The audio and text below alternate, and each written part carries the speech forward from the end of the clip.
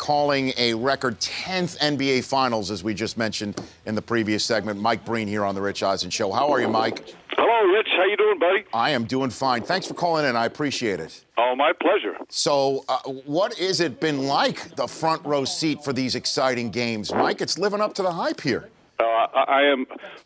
I'm living a dream. And for basketball fans, unless you're obviously a Warriors fan and even a Cavs fan, because it's such high anxiety for those two teams, it doesn't get much better. I mean, the games haven't been the most beautifully played, certainly 2 and 3, but the competitiveness and how hard they're playing and the drama, as I'm sure I'm like a lot of basketball fans, I am praying for 7 games.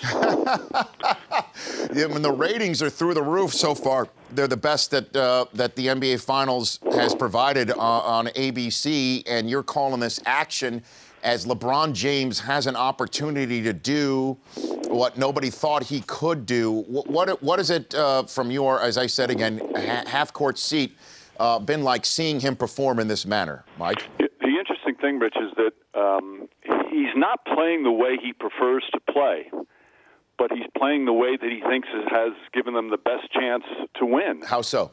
In that he's not a high-volume shooter, has really never been. Yet he's taken 35-plus at all 3 of these games because, let's face it, they've got 45 points a game. One's in the hospital, the other's in street clothes, and they need somebody to provide the scoring. So, I mean, to me, his best strength has always been his passing, and he loves to get his teammates involved. He's always been team first, but this is the way they need him because they don't really have that secondary score. I mean, Dellavedova, obviously, out of nowhere, scores 20. But that's the thing. And the other thing, Rich, is he has not shied away from talking about what this would all mean to the city. He keeps talking about the city and his hometown. You know, some guys would want to downplay it a little bit until it happens. No. He's wrapping his arms around it. He's embracing it. And there's a determination in him from when he takes the court for pregame warm-ups to the end that I think might be as determined as I've ever seen him, and that's saying a lot considering, how hard and how well he played down in Miami. And we could hear the incredulousness in your voice, as well as with Van Gundy and Mark Jackson when it comes to Matt Dellavedova. What about when it's a commercial break and you guys take your headsets off? Are you looking at each other saying, who is this guy? Absolutely, but saying it with such admiration because he's what every fan dreams of being, the unheralded guy that doesn't look like the greatest athlete, but he just plays so hard, and everything that comes his way is from effort. And I'm happy for him because I felt that the dirty tag that was placed on him after some of the hard fouls, the Korver, the Horford, and the Taj Gibson fouls early in the playoffs, and people were saying he was a dirty player. He's not. Does he play reckless? Yes. But that's why he's on the team. That's why he's getting minutes.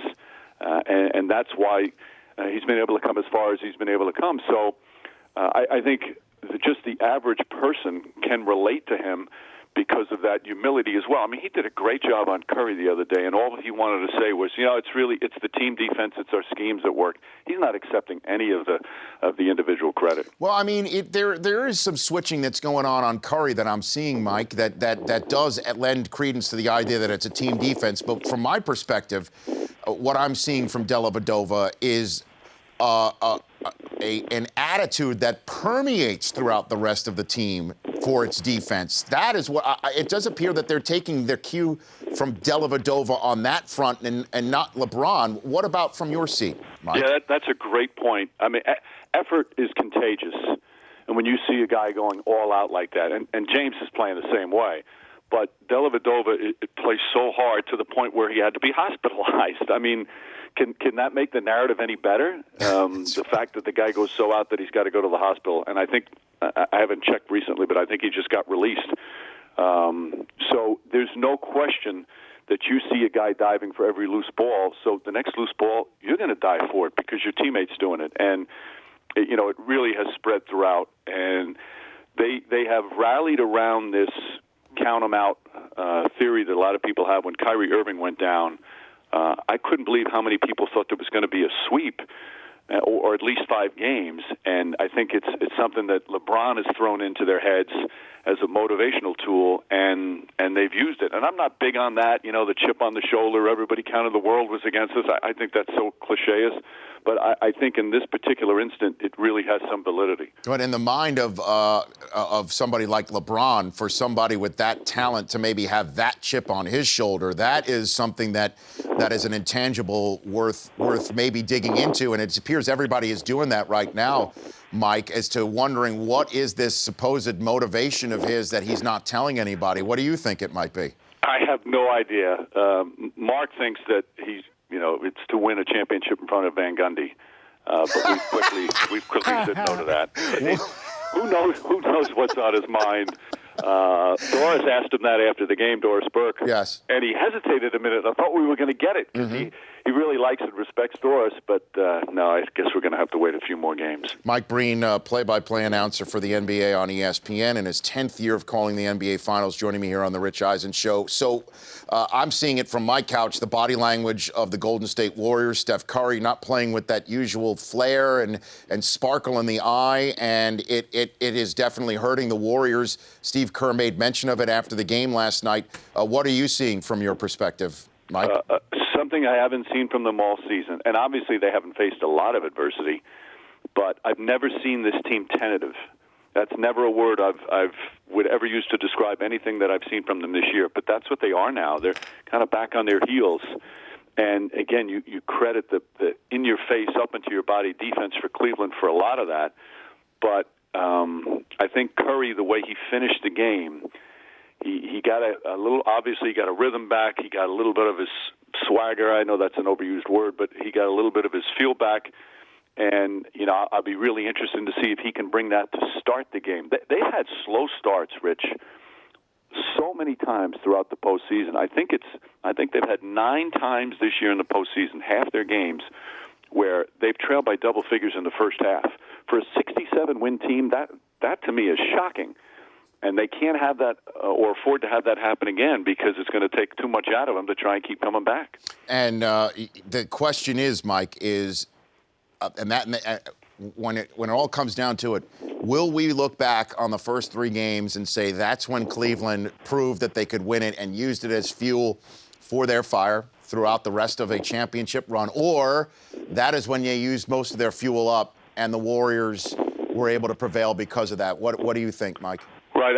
I said that last night, and of course Jeff and Mark mocked me, which was what they like to do. But the good thing is that ESPN has allowed me expense my therapy sessions, so nice. It's not costing me a lot. Well done. But I think that because they're so short-handed, they're basically playing 7 guys plus a little cameo from Mike Miller, that, the fact that they're playing so hard, will they be worn down by games 5, 6, and 7? That's why I think Game 4 is so critical for Golden State. Obviously, you don't want to fall down 3-1, but they tied up 2-2. Now you've got this Cavs team that have extended themselves to the physical limits.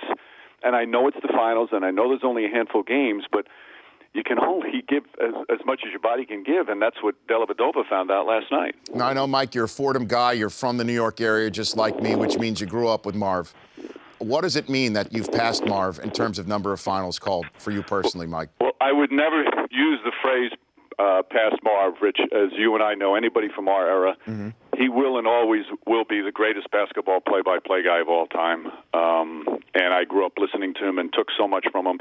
And the other guy, too, Dick Stockton, to me, was one of the most underrated announcers we've ever had. And I grew up listening to him do all the great games on CBS over the years. And those 2 guys I looked up to so much in terms of their professionalism in the big games.